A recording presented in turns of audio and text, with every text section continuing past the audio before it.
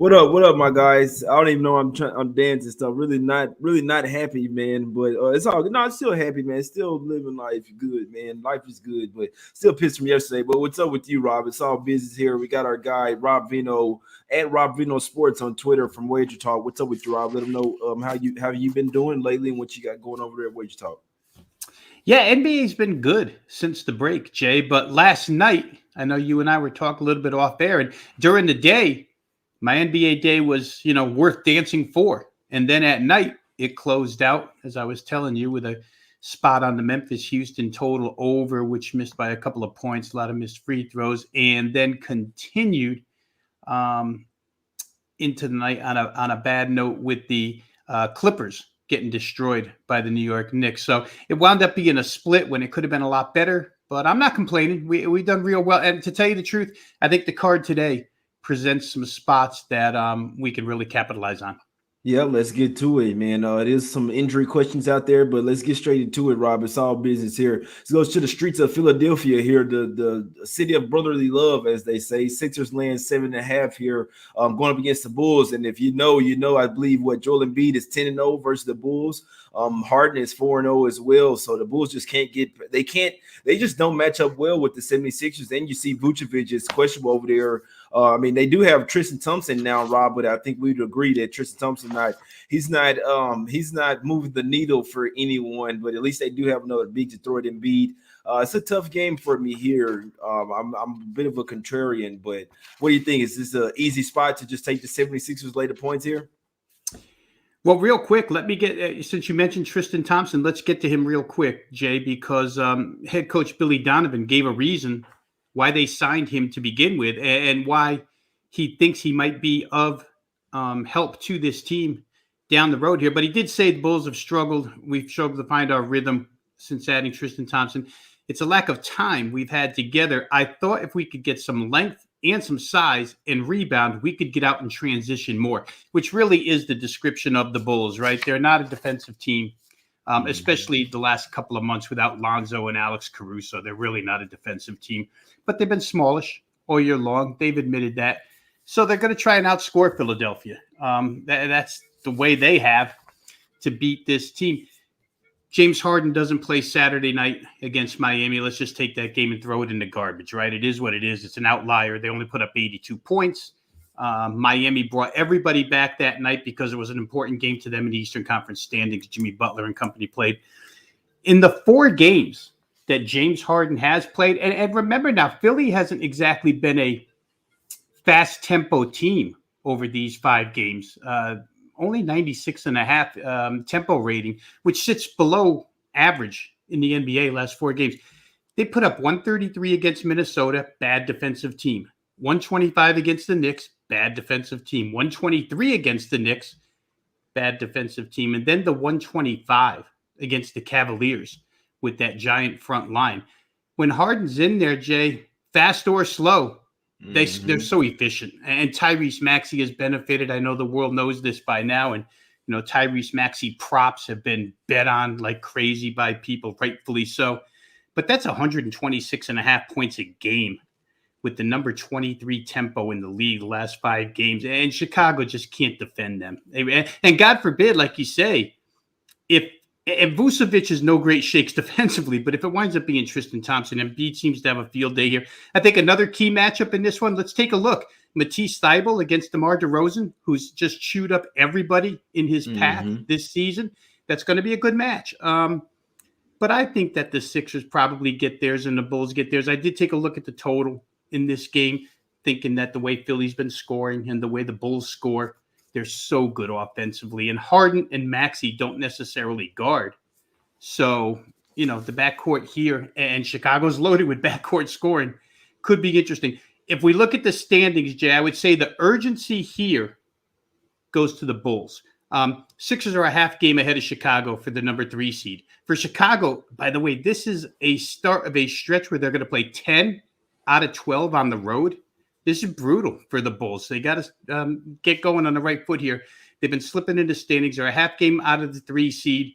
They're only 1 game now ahead of Boston for any home court advantage at all in the playoffs. If they fall to 5, you don't get home floor in any series. So it's an interesting case here, schedule-wise for the Bulls. If I had to look, I'd probably look total. I'm too afraid of the Bulls' firepower at the end of a game to lay 7 or 7.5 with the Sixers. So maybe over, Jay, but not much more than that. Gotcha. Yeah, I could see plenty of points there. It's another play for me on this game. Let's go over here to the streets of Detroit real quick here, Rob. You got the Pistons here getting 7.5 points versus the Hawks. Pistons been playing some good ball of late. I know that Hawks have Kevin Huerter, a few other guys questionable in this game. You like some here? They haven't played since October 25th, so there's certainly no recent history to go on. I would say this: if there's a sense of urgency in the NBA for playoff teams, it's the Hawks. They're 10th in the playoff seeding right now. You got to win some games. However, I'm not laying 7.5 against a team that's 7-0 against the spread in their last 7 games. And believe it or not, Detroit not only 7-0 ATS, but they've won 5 of them as straight up dogs. So they're competing as hard as you can compete. And I think, maybe you're in the same boat, but for the last couple of years, for me and other colleagues at Wager Talk, it's been Hawks on the road. Not really. Don't want them. Don't want to lay points with them. So, I could make good cases for both sides here. The Pistons have increased their offense to 112.5 points last 5. And if I can make a good case for each side, then I'm usually on the underdog. So, if somebody said you have to make a play on this game, I'd probably be on Pistons plus points, just because they're not playing like a team that wants all the ping pong balls in the lottery, Jay, like some of these other ones are. They're trying to win games. And I like what I see out of Cade Cunningham and company, especially since Jeremy Grant returned and got back in the swing of things. They've been pretty good.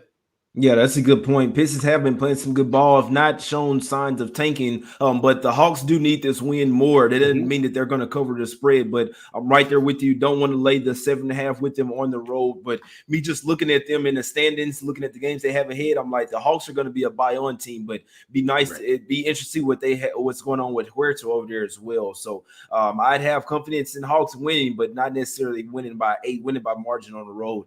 Next game up here, Rob, with a couple of huge spreads here. You have the Heat laying 15 versus the Rockets. Obviously, the Rockets' huge win last night versus the Memphis Grizzlies. They laid it all out there on the floor of the Heat. They did see that Lowry is back with the team. He's possible to play tonight. I can't see him maybe throwing him out there in the fire. Who knows, though, but I don't know. It's a tough game for me here, Rob. A huge spread. You like anything here, side or total?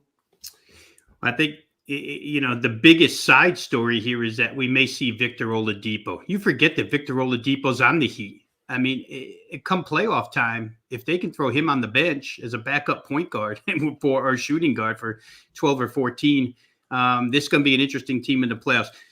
For Miami, Jay, to me, it hardly ever matters who's in the lineup. This team's a number 1 seed right now and probably have had as many personnel problems as far as lineups are concerned throughout the season than any team in the league. Adebayo's been out, Butler's been out, everybody's been out, but yet they still win games. So whether Lowry plays or not doesn't make a difference. I think Houston took advantage of Memphis last night. It was the 3rd in 4 days for the Grizzlies, and they just got 20-point fourth quarter kind of explains that, right? Little fatigue set in for the Grizz. Fatigue won't set in for the Heat here. If they want it, they can probably name their score.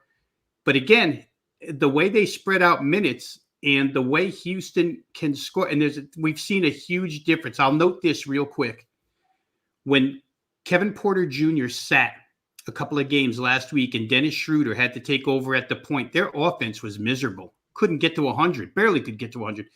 KPJ comes back and all of a sudden they're scoring points like crazy again. So their firepower is too much for me to go ahead and lay it here. This is a game where you got to just, I think, stay away and see what happens. I'm mostly interested to see this comeback of Oladipo and how it develops over the next couple of weeks. Yeah, I'm right there with you. Yeah, that was a good point there. Oladipo coming back today. So be to see that with him coming back, I can see them just as this, let's get out here and win this. Just get out of here with a win, right? That's the problem you have here. I've seen this time and time again with the Heat team. They just kind of come out here, oh, it's the Rockets. We'll do just enough to win this game. So if you're laying 15, you need these guys basically to be on smash mode, coming out here with motivation to be able to be up by 30 points. I don't see it. But I'm not taking the Rockets on back-to-back travel as well, where they you know what I'm saying, where they lose a couple of hours going from Houston over there to Miami. You lose 2 hours in the time zone in that. So tough game for me. I'm not messing with these double-digit spreads, Rob. I like to talk about every game, but I have no interest in these games. Next game up, we got the Wolves on the back-to-back game versus the Blazers here. No Anthony Simons, right? What are we talking about here? He's been the best guy by far. So you'll never hear any shade from me again on Anthony Simons. The guy is balling. I'm watching him. Quick trigger three. I mean, the shot is pretty. He's really worked on this game and showed what he can do when the ball is in his hands. But without him out there, they were already playing with a bunch of G League guys. What are we doing here, Rob? What do we look at a Blazers team total under here, or they just get smacked up? I don't see them reaching 90 points here tonight. Yeah, and Jay, give their front office credit, because their reasoning behind trading C.J. McCollum was they thought Anthony Simons could replace C.J. McCollum. And I think at first glance, when you read that, you think, what, are they crazy? But boy, as you mentioned, he's proven it, right? He really is a legit shooting guard, and he's got unlimited range. But he had 38 in the game Saturday night. I mean, it's not a back-to-back because they had a day off in between, but they did just play 2 days ago. High-scoring game. Portland gave Minnesota all they could handle. But again, 38 of those were Anthony Simons. Josh Hart didn't play that game. Josh Hart will play this game. But he's not, in my estimation, he's not getting 38, right? So to your point about this lineup to begin with, it had been very, very weak offensively up until last game, even with Simons up until last game. Generally speaking, I wouldn't recommend any Timberwolves unders, but this thing is priced at 233.5. To me, that's way too high with what I'm expecting and what it sounds like you're expecting out of Portland to get to 234 points. Portland's got a couple of reserve injuries here, possibly Taurean Prince, Naz Reid, I think are both on the injury list. And this may be a game with the big spread, like you mentioned, where it's just, hey, let's get in and get out and rest Cat and rest Russell and these guys. Beverly, I don't know if he's in here. I think he is, but I'm not positive. I think under 233.5 just screams at me in this game. Yeah, I'm with you on that, and I'm also with you that playing the Wolves game, I believe their last 5 went over. Playing a Wolves game is always scary with the under, but I think that the play would be Blazers team total under, guys, because if you're going to play the under, then you like their team total under anyway, the way you're way that you're looking at it. So I don't see them getting past 100 points. It would be a struggle for me, in my opinion. The Timberwolves probably just come out. The problem is sometimes they really don't play any defense. But what Simons, he had 38 points for them, 9 of 17 from 3 in the last game. Obviously, like you said, Rob, Hart's coming back in there, but he is nowhere near the scorer or the 3-point shooter, as far especially pull up that Simons is. Those missing his 38 points. I don't see the Blazers getting to 100 points in this one, and 233 is too high of a total here, my guys. Blazers team total under is what I might have to sprinkle on that one. We talking about it. I don't even play totals, but that's one that I definitely see hitting in this one. Next game up here, Rob. Let's go to the streets of San Antonio here. We have the Spurs here laying 2.5 points versus the Lakers. I'll be honest with you guys, perfectly honest. I was going to be on a Texas two-step today. Didn't like the injuries that I see coming out of San Antonio there. DeJounte Murray will play. That's probably their biggest injury, but still, I need everybody out there. I need Vassell and Lonnie Walker as well. Both of those two guys are doubtful. It's still Spurs or nothing for me here, but I do worry that the Lakers may be at least trying to go on a little run. But, Rob, what do you think about this? LeBron going for 56 points, left it all out there on the floor. What do you think about these guys possibly being a little tired here? We always talk about these guys being a little bit of an old team. The Spurs don't play defense, but they can score with the best of them. Yeah, I'll tell you what I don't expect is I don't expect 54, 56 out of LeBron again, back-to-back nights, right? That was a great performance. And let's face it, when he's making threes, he could score 50 any night he wants when he's making those shots, and he made them all the other night. But, I may differ just a little bit from you, Jay, where San Antonio's personnel is concerned, because Greg Popovich has made all these guards and swings interchangeable all year long. Mm-hmm. We saw a game about a week and a half ago where he rested his starting backcourt and replaced it with Josh Richardson and Trey Jones, and they scored nonetheless. It just seems like it's the system that operates, and these parts are interchangeable. And with the Lakers going small with LeBron at center, I wouldn't expect Dwight Howard to play again in this game, because San Antonio really doesn't present a post presence unless you consider Jakob Poeltl a really strong presence in the middle. So I think Lakers go small. Spurs are already small. Spurs are such a good shooting team, field goal percentage wise, that I think they can give the Lakers fits here. The lines come down because of the injuries, as you mentioned, and because I think people are, somewhat riding the Laker train again off of what they saw Saturday night. But I'm not riding the Laker train with people. I think Pop and his team have a good chance here. I didn't play it, but I could see the San Antonio side a little clearer than I could see the Lakers side. Yeah, I can only look towards the Spurs here. They are, I mean, Papa's been looking to tie the record for the last 5 games now, but I'm sure they still like to tie it versus the Lakers. They did already beat them up this season earlier. So while the Lakers won the first 2 meetings and the Spurs won the last one, this is still a revenge spot for the Spurs just to get back to even up the series 2-2. So the Spurs, I mean, the Lakers beat them in San Antonio, then in LA, then the Spurs went in there and smacked them up once their offense really started to get under them, put up 138 points on them boys. They're 7-2-1 against the spread last 10 games versus losing teams. They're 6-2-1 against the spread last 9 as a favorite. Lakers only 10-17 straight up after a win, and the league worst 8-19 against the spread after a straight up win. They're also 3-7 against the spread last 10 games versus losing teams here. So Lakers away from the house as well. I understand they got hot from 3, but in this one, the Spurs are the only way I can look. Unfortunately, they don't have Lonnie Walker or Devin Vassell, but like you said, they have Langford and Josh Richardson that they got over there from the Celtics. They will have DeJounte Murray, guys like Pirtle and Keldon Johnson as well. So I can only look towards Spurs here. I'll be honest. I want to say Texas 2-step, but I do think that I'm going to lay off the Spurs today, but I still lean that way. I still think they get it done. Let's go over here to the streets of Dallas real quick, man. I love when Rob comes on the show. Today just happened to be a Monday.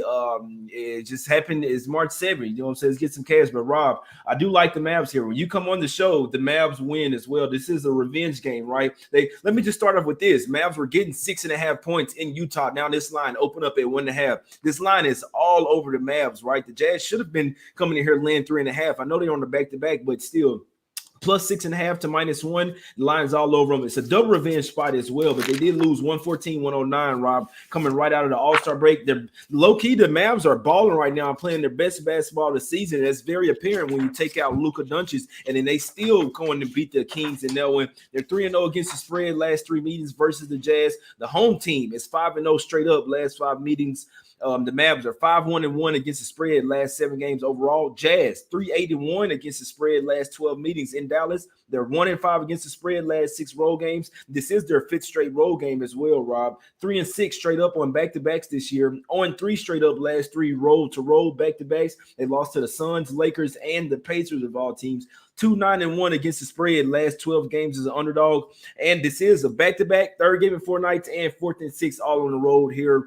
No Jalen Brunson, but I'm taking the Mavs in this one. I think that what's the guy that we just got, man? We got Bertans and Dinwiddie. Dinwiddie will step in today, Rob, and take the place of Brunson. Yeah, and you know this because we talk a little bit off the show, but you and my youngest son would be, your love for the Mavs, you guys would get along just great. And I'm talking to him yesterday, and as long as we're crediting front offices real quick here, Jay, this kind of gets away from point spread betting, but I'll ramble for a second here. That trade, when it was first announced, just seemed like a head shaker. You're going to give up Kristaps for Dinwiddie and Bertans? Are you kidding me? And credit the Mavs, because so far, we'll hit the brakes a little bit, but Spencer Dinwiddie's been great. Luka Doncic commented on how great of a fit he is for this team. Spencer Dinwiddie commented on how some of the stuff said about him in the Washington locker room got out of context and wasn't true, and he was hurt by it. But you see by his play on the floor, and you know as a Mavs fan, they really haven't had that guy that can get his off the dribble in a while. And this guy, when Luka's not on the floor, he carried the team the other day against Sacramento for all intent and purposes. I'm going to say this about this game. I really, really like the over, 217.5. Specific reason why. We saw Maxi Kleber out the other day. I think he's questionable here. He's back. He's probably. He's back. Okay, so Brunson's out, Kleber's back. When they take defense out of this team, and Jalen Brunson is, well, I would say he's the heart and soul of the defense, honestly, at the head of that defensive team. They don't play it as well. And Luka, the way he scored and the way Dinwiddie has brought scoring has kind of tilted how I see the Mavs right now. Odds makers still see them as this solid defensive slow team. But with Dinwiddie now, I kind of see them as a team that can still play defense, but they can score. And their last 5 games, I think 4 of them have gone over 223 points. And without Luka the other day, they went over. But if you take a little bit of defense away in Brunson against the Jazz backcourt, I think they can get theirs. Something interesting about the Mavs, the Jazz real quick. 4 of their starting 5 had to play 34 or more minutes yesterday. And it's a back-to-back, and it's not a young team by any means. Mm-hmm. So defense probably lacks on their side here, Jay. I don't know who's going to stop Luka because nobody's stopping him right now. I just thought 217 was a number that was way too low. I see this thing getting into the 220s. Tell you the truth, I think the Mavs can get to like 115. The Jazz are no great shakes defensively whatsoever. So give me over in this game. The way Dallas is playing, for those playing sides, I'm not betting against them. And Utah hasn't been cleaning it up lately either. They've been a little bit sluggish. So I think Dallas probably the right side. But for me, the total is really the way I looked this morning and played over 217.5.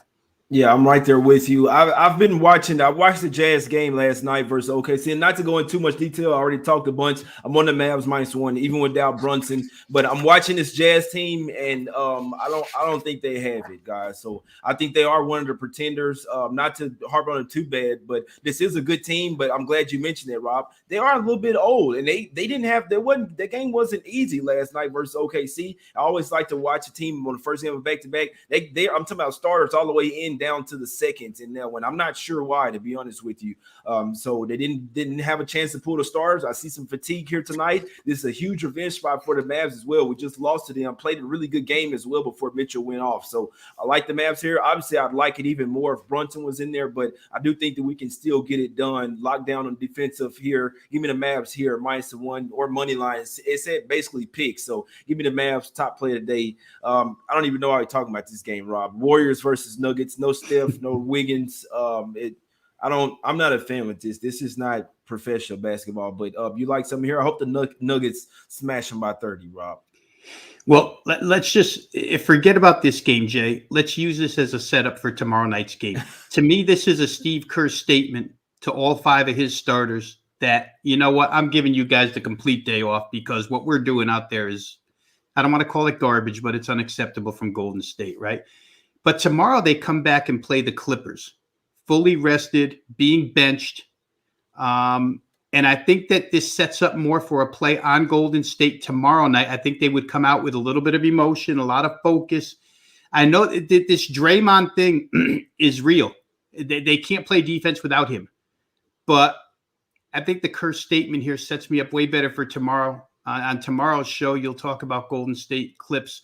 I think I'll be on Golden State tomorrow. This, like you say, Jokic went crazy last night, right? They had to play a huge overtime game with New Orleans, and how fatigued would they be in this case? So I'm not laying points. It's the chance for a lot of backups to get some minutes. But to me, it's just a setup for playing Golden State tomorrow night. Yeah, this Warriors is another team. Like I say, we're learning a lot about. We're learning who the pretenders are and who the contenders. This Warriors team is another pretender team. I don't care. Draymond Green shouldn't mean that much to your defense. Just one play. I know he's the heart and soul. I know that he's one of the best. But he's not even the tallest player on the team, man. What are we doing here? This team is a pretender. They will get bounced in first or second round. I can't wait to see it. Jazz as well. They're pretenders over there. They're just like the Bucks to me in the East. The Bucks are pretenders, guys. The team is not. They're not what you think they are, but we'll see what happens. Last game up here, Rob. We got the Kings versus the Knicks here. Knicks with a big win last night over the Clippers. Now they probably get ran off the court versus the Kings. My problem is the Kings' first game back at the house after a while. Tough game for me. I won't be playing it. What we looking at? Maybe the over in this one, Rob? Well, I wish I could play side because the situation, I think you just described it, it sets up for the Kings. The Knicks have had 2 with Philly. Then they go to Phoenix and lose a heartbreaker. Then they play the Clippers last night. They're playing good ball, Jay. I mean, it's hidden a little bit, but those last 4 games, having seen them all, they were right with the 76ers into the fourth quarter. They're only down 2 with 8 minutes left. They were right with the 76ers in the second game, tied with like 4 left in the third, and let it slip away. I think Randall got thrown out of that, or maybe got thrown out of the Phoenix game when Phoenix made the comeback. Cam Johnson hits a 3 off glass or whatever it was at the end of the game. But they played Phoenix and Phoenix right to the wire. They destroyed the Clippers last night. And so I got a team that's playing with some heart.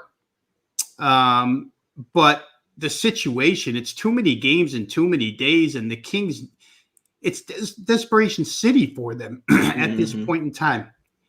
I have a hard time trusting them. I think if you're going to look, you have to look over. But I'll say this real quick. What I see out of the Knicks defensively, the last couple of games, they're trying at least. They're really trying. Thibodeau would rather have him be better because he's a defensive head coach, but they're trying. And the Kings are too small. They don't try on defense at all.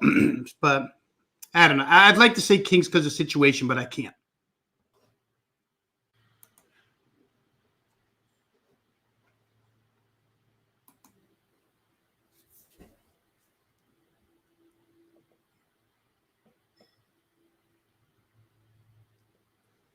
My bad, guys. My computer tripped out, man. Let's go ahead. Rob, you still there? Yeah. Just wait. Yeah, I don't know what's wrong with my shit. Let's go ahead and end the show, Rob. So unfortunately, man, let them know what you like in today's. Go ahead and get to some free picks.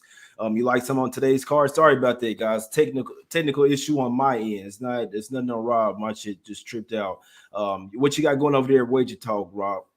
Yeah, Wager Talk real quick, wagertalk.com. Got a pair of best bets up and available right now on that site. Remember, every Monday is $9 Monday. I know, Jay, you usually have an extra promo for your show at Wager Talk, but $9 Monday, every play out there is $9. I got a couple of big ones over there right now.